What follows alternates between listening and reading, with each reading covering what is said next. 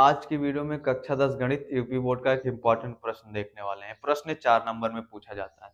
तो प्रश्न क्या है, एक एपी में 50 पद हैं। एपी मतलब समांतर श्रेणी। उसमें कितने पद हैं? 50। जिसका तीसरा पद 12 है और अंतिम पद 106 है। इसका 29वां पद ज्ञात कीजिए। तो सबसे पहले हम आ जाते हैं हल में। तो क्या लिखेंगे? माना माना प्रथम पद ए है तथा सार्वंतर हम क्या मान लेंगे? डी मान लेंगे। सार अंतर डी है, सार्वंतर डी है।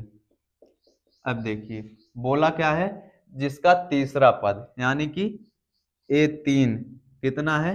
12। तीसरा पद यानी कि A3 कितना है? 12। हम एक फार्मूला जानते हैं। क्या जानते हैं? an बराबर क्या होता है? A plus n minus 1 D. ये होता है फार्मूला, हम जानते हैं। अब देखिए इसको कैसे लिख सकते हैं। ए प्लस एन की जगह पर कितना है? 3। तो 3 माइनस 1, उसके बाद डी बराबर में 12। तो ए प्लस, देखिए 3 में से 1 घटाएंगे 2, 2 का गुणा डी में कराएंगे 2D बराबर में कितना आ गया? 12। इसको मान लेते हैं क्या? समीकरण 1 मान लेते हैं। अब हम करेंगे क्या, और क्या बोला है? इसी प्रकार अंतिम पद 106 है। इसी प्रकार अंतिम पद, देखिए पूरा अगर 50 पद है समांतर श्रेणी में, अगर 50 पद है, अंतिम पद क्या होगा? 50 ही होगा ना, क्योंकि बोला है एपी में कितने 50 पद है ही। तो अंतिम पद क्या होगा? 50, यानी कि ए 50 कितना है? 106 है। कितना? 106। ए 50 को कैसे लिख सकते हैं? यही फार्मूला लगाएंगे। ए प्लस, देखिए यानी की जगह पर कितना? 50 माइनस 1 डी बराबर में कितना? 106। तो ए, उसके बाद 50 में से 1 घटाएंगे 49, 49 का गुणा डी में कराएंगे कितना आ जाएगा? 49D बराबर में कितना? 106। अब क्या करेंगे? इसको मान लेंगे समीकरण 2। समीकरण 1 और 2 को हम हल कर लेंगे। क्या करें? समीकरण 1 में से 2 घटा देते हैं। समीकरण 1 माइनस समीकरण 2। समीकरण 2, समीकरण 1 क्या है? ए प्लस 2D बराबर में कितना?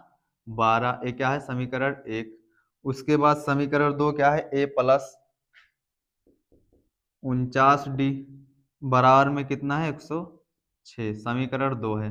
हम क्या कर रहे हैं? घटा रहे हैं। तो घटा रहे हैं तो क्या हो जाएगा? निशान चेंज हो जाएगा। अब देखिए नीचे वाला निशान लिया जाएगा, तो माइनस ए और प्लस ए कट गया, तो माइनस 49D और यहाँ पर कितना हो जाएगा? Plus 2D। तो माइनस 49 में से 2 घटेगा, कितना आ जाएगा? माइनस 47। उसके बाद डी है तो डी लगा देंगे। उसके बाद माइनस 106 और 12 है प्लस में, तो 106 में से 12 घटाएंगे कितना आ जाएगा? माइनस 94। उसके बाद देखिए माइनस से माइनस कट जाएगा, बराबर में सेम चीजें।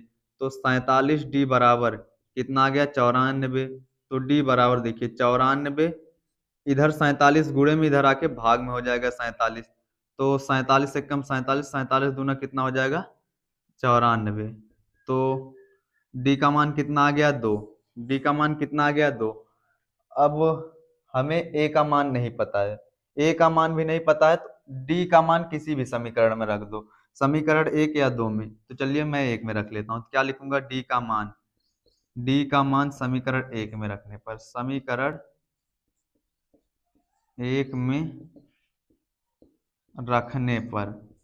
रखने पर समीकरण 1 क्या है?